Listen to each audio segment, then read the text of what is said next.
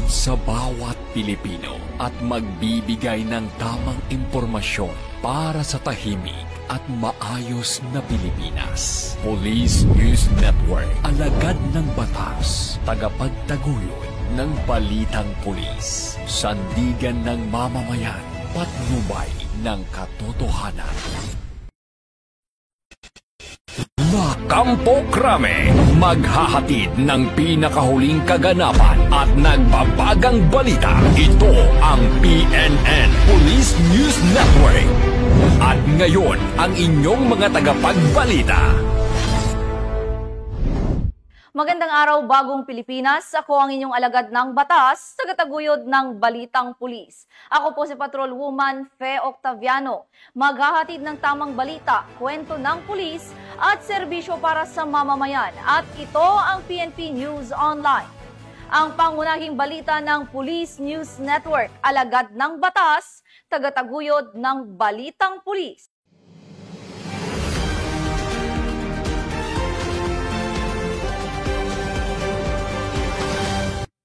Ngayon ay araw ng Sabado at narito ang mga balitang nakalap ng ating PNN correspondents sa loob ng linggong ito.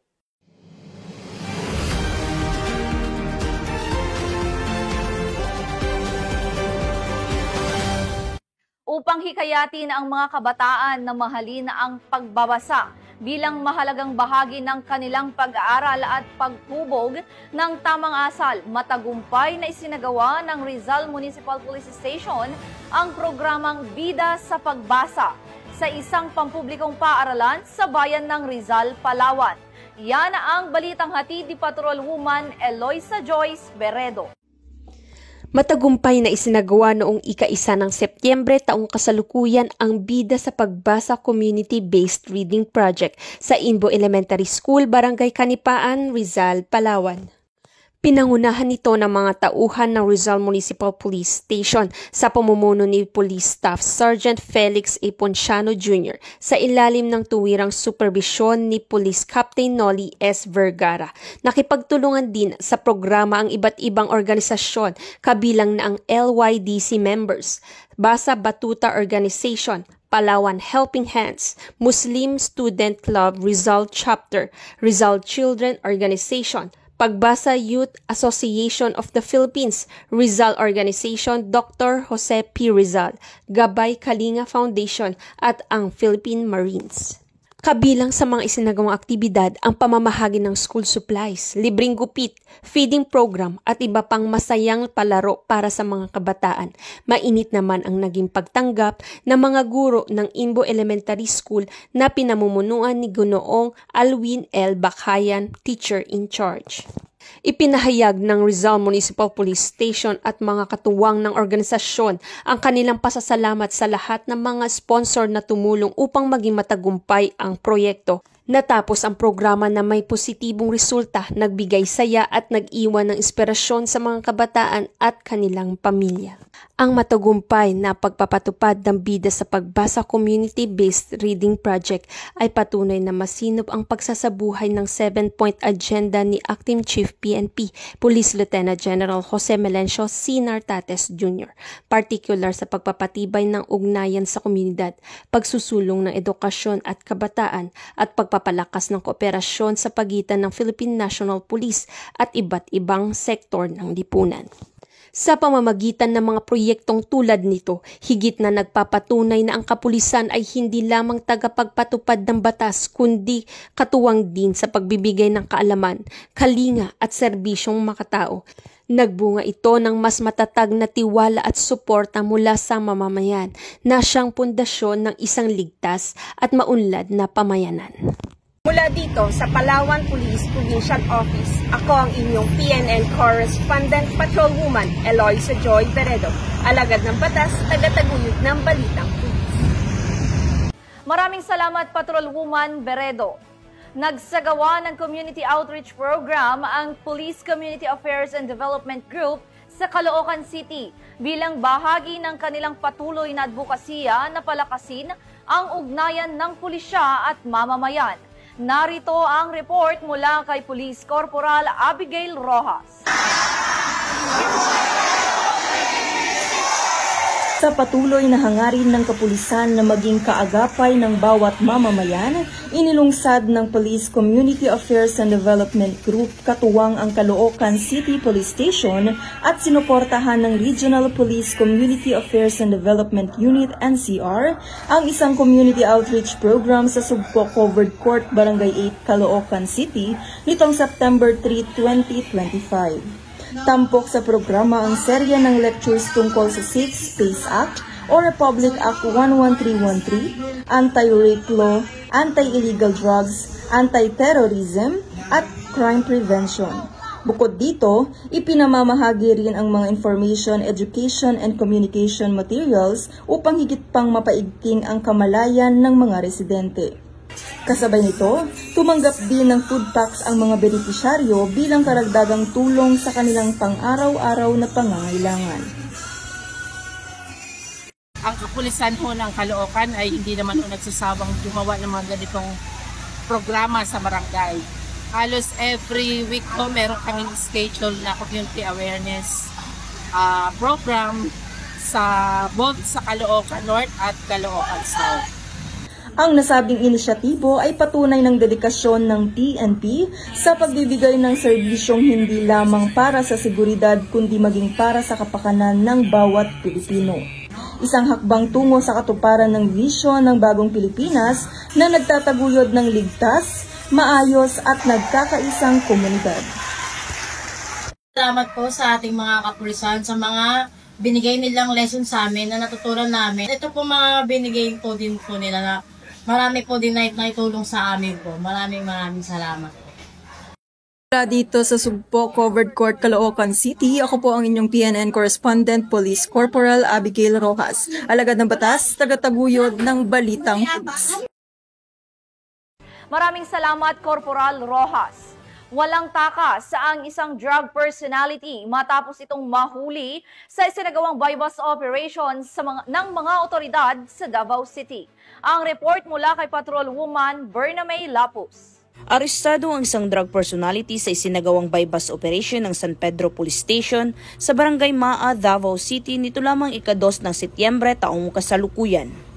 Kinilala ni Police Major Emmanuel D. Manlatican, Acting Station Commander ng San Pedro Police Station, ang suspect na si alias Aweng, 48 anyos, na residente sa Barangay 5-E, Davao City. Na-recover mula sa suspect ang 7 pakete ng hinihinalang shabu na may tinatayang halaga ng 10,336 pesos, isang mobile phone, sling bag at buy-bust money na ginamit sa operasyon. Ayon pa kay Police Major Manlatican, nahuli ang suspect ng mga tauhan ng San Pedro Police Station sa koordinasyon ng Philippine Drug Enforcement Unit 11. Kasalukuyang ang suspect ay nasa kustodiya na ng nasabing istasyon para dumaan sa tamang disposisyon at mahaharap sa kasong paglabag sa RA 9165 o ang Comprehensive Dangerous Drugs Act of 2002. Samantala, ang laban kontra kriminalidad ay patuloy na pinapaigting ng Police Regional Office 11 sa pamumuno ni Regional Director Police Brigadier General Joseph R. Arquiles upang matiyak ang napapanatiling kaayusan at kapayapaan para sa bawat Davaoenyo. Mula dito sa Police Regional Office 11, ako ang iyong PNN Correspondent, Patrolwoman Bernamay Lapus, alagad ng batas, tagataguyod ng Balitang Pulis. Maraming salamat, Patrolwoman Lapus. Sa patuloy na operasyon ng pulisya kontra iligal na droga, isang street-level individual ang naaresto sa isinagawang drug bypass operation ng Takurong PNP sa Takurong City, Sultan Kudarat. Patrolwoman Berlin Jean Cabonilas sa report. Arestado ng Sultan Kudarat PNP ang isang street-level individual sa isinagawang bypass operation sa Barangay D. Ledesma, Takurong City, Sultan Kudarat, nito lamang Setyembre 2, 2025. Kinilala ni Police Lieutenant Colonel Hardimont A. Sibal, hepe ng Takurong City Police Station, ang suspect na si alias Dats Abbas, 34 anyos, tricycle driver at residente ng Lambayong Sultan Kudarat.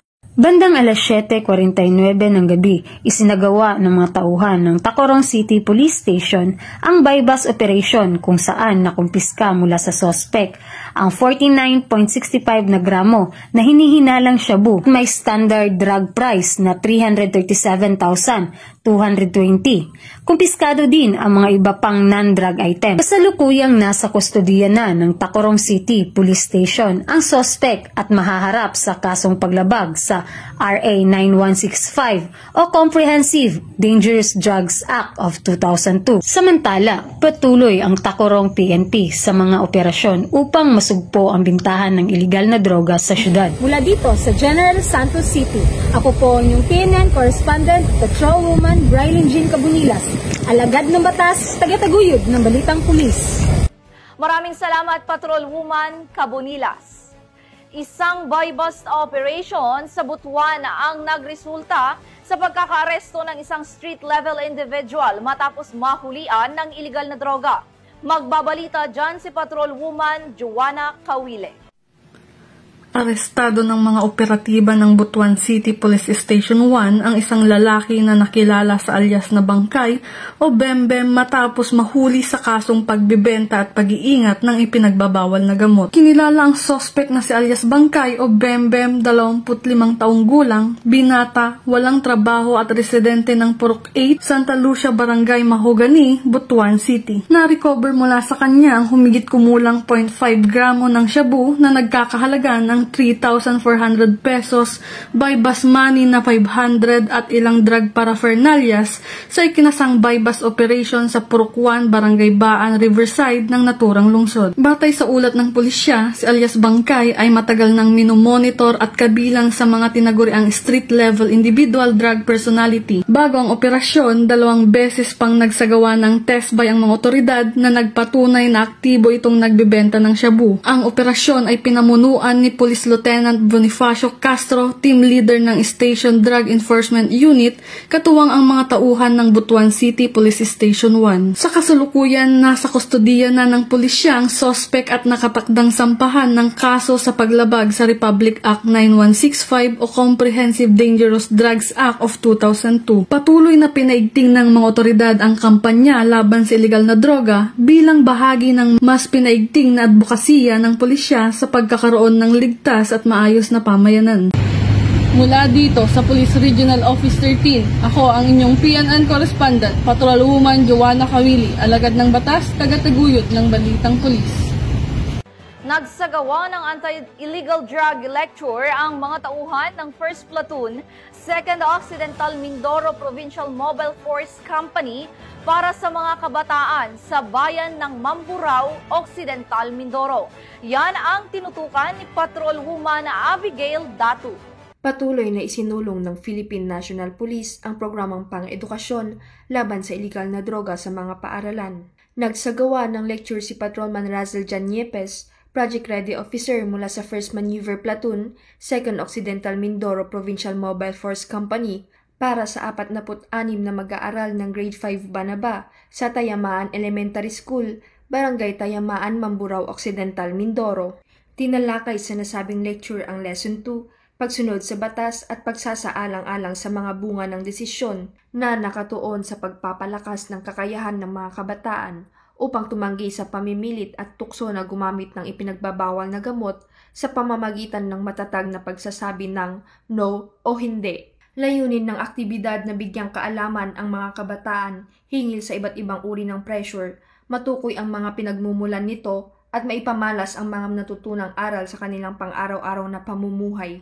Ayon sa Philippine National Police, ang pagbibigay ng tamang edukasyon sa mga kabataan ay mahalagang hakbang upang sila ay maging responsable, ligtas at malayo sa masasamang impluensya. Sa ilalim ng 7-point agenda ni Acting Chief PNP, Police Lieutenant General Jose Melencio C. Nartates Jr., higit na pinaigting ang kampanya laban sa iligal na droga bilang mahalagang bahagi ng malawakang laban kontra kriminalidad, isang direktiba na nakatuon sa disiplina, integridad at malasakit tungo sa isang mas ligtas at maayos na bagong Pilipinas. Pinagtitibay ng Philippine National Police ang mga ganitong programa ay mahalagang bahagi ng kanilang advokasya upang maisulong ang isang mas ligtas, maayos at matatag na lipunan. Mula dito sa Calapan City, Oriental, Mindoro, ako po ang inyong Police News Network Correspondent, Patrolwoman Abigail B. Datu, alagad ng batas, tagataguyod ng Balitang Pulis. Maraming salamat, Patrolwoman Dato. Pinurihan at pinasalamatan ang mga tauhan ng Revitalized Police sa Barangay Macabugos ng Police Regional Office 5 sa isinagawang makabagbagdamdaming turnover ceremony sa Barangay Macabugos, Libon, Albay. Yan ang balitang hatid ni Police Staff Sergeant Irene Hanitria Abad. Isang emosyonal na turnover ceremony ang idinaos ng lokal na pamahalaan at kapulisan sa Barangay Macabugos, Libon, Albay bilang tanda ng pagtatapos ng paninilbihan ng nakatalagang RPSB sa naturang barangay. Ang aktibidad ay naging pagkakataon upang maipasa ng maayos ang responsibilidad sa lokal na pamahalaan at kapulisan at higit sa lahat upang kilalanin at bigyang pugay ang lahat ng naiambag ng nasabing grupo sa Barangay Macabugos. Ang RPSB Team Macabugos sa ilalim ng 1st Albay Provincial Mobile Force Company ay namalagi ng halos 1 taon sa naturang barangay. Naging katuwang ng mga taga Macabugos ang RPSB hindi lamang sa pagpapatupad ng batas, kundi pati sa pagtuturo ng malasakit, pagbibigay ng gabay at pagbubukas ng tiwala sa pagitan ng komunidad at kapulisan. Maraming proyekto, tulong at aktibidad ang kanilang naisagawa na nagdulot ng kapayapaan at kaayusan sa barangay. Bagay na lubos na pinahalagahan ng mga residente at naging dahilan upang sila'y kilalanin bilang isa sa pinakamahusay na RPSB teams sa buong Bicol Region. Sa programa, ipinagmalaki dito ang mga nagawa at tagumpay ng nasabing grupo.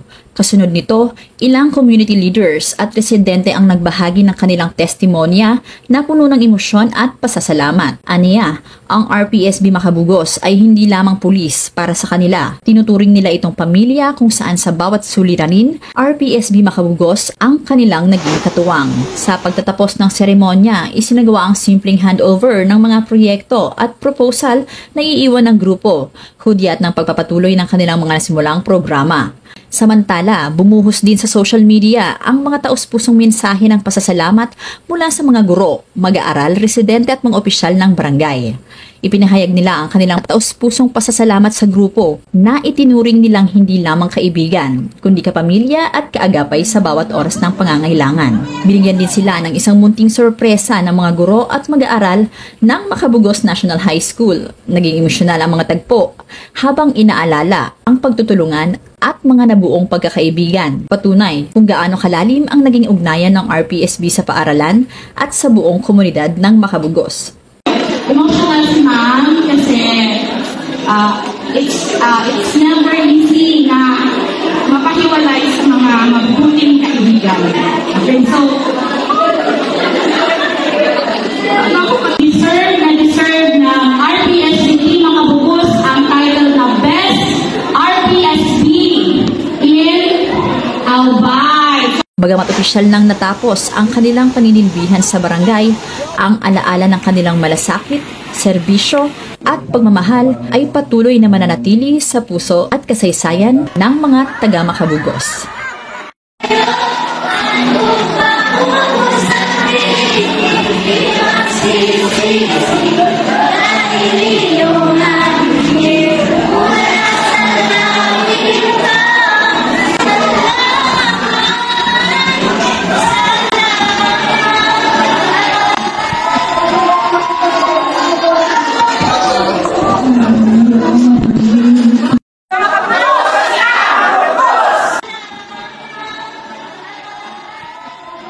Mula dito sa Legazpi City, Albay, ako ang inyong PNN correspondent, Staff Sergeant Irene Hanitria Abad, alagad ng batas, tagataguyod ng Balitang Pulis. Maraming salamat, Staff Sergeant Abad. Bumagsak sa kamay ng mga otoridad ang isang hinihinalang drug suspect matapos ang matagumpay na buy-bust operation na ikinasa ng Clarin Municipal Police Station sa Clarin, Misamis Occidental. Patrolwoman Ria May Sanchez sa balita. Arestado ang isang individual sa ikinasang joint buy-bust operation ng mga operatiba ng Provincial Drug Enforcement Unit 10, Misamis Occidental, Provincial Intelligence Unit at Clarin Municipal Police Station sa Barangay de la Paz, Clarin, Misamis Occidental. Kinilala ni Police Major Alawi Musa Haron, OIC ng Clarin MPS, ang suspect na si alias Dante, lalaki at residente ng nasabing lugar. Sa ikinasang operasyon ng mga operatiba, ay nakuha ang maliliit na pakete ng hinihinalang shabu at isang 500 piso bill na ginagamit ginamit bilang buy-bust money at iba pang mga non-drug items. Naharap ang suspect sa kasong paglabag ng RA 9165 o Comprehensive Dangerous Drugs Act of 2002. Mula dito sa Cap Vicente G. Alagar, Cagayan de Oro City, ako ang inyong Police News Network Correspondent, Patrolman Noemi P. Sanchez, alagad ng katas, Tagataguyod, Ipalitang Pulis. Maraming salamat, Patrolwoman Sanchez. At yan ang mga balitang nakalap ng ating mga PNN correspondents mula Luzon, Visayas at Mindanao sa loob ng linggong ito. Sa ngalan ng pamunuan ng Philippine National Police sa pangunguna ni Acting Chief PNP Police Lieutenant General Jose Melesio Nartates Jr. at sa pamumuno ni President Ferdinand Bongbong Marcos Jr. Kami ay maglilingkod sa bawat Pilipino at magbibigay ng tama at balanseng balita dahil dito sa bagong Pilipinas, ang gusto ng pulis, ligtas ka. Mula rito sa tanggapan ng tagapag-ugnay ng pambansang pulisya, ako ang inyong alagad ng batas, tagataguyod ng balitang pulis. Ako po si Patrolwoman Fe Octaviano, maghahatid ng tamang balita, kwento ng pulis at serbisyo para sa mamamayan. At ito ang PNP News Online, ang pangunahing balita ng Police News Network.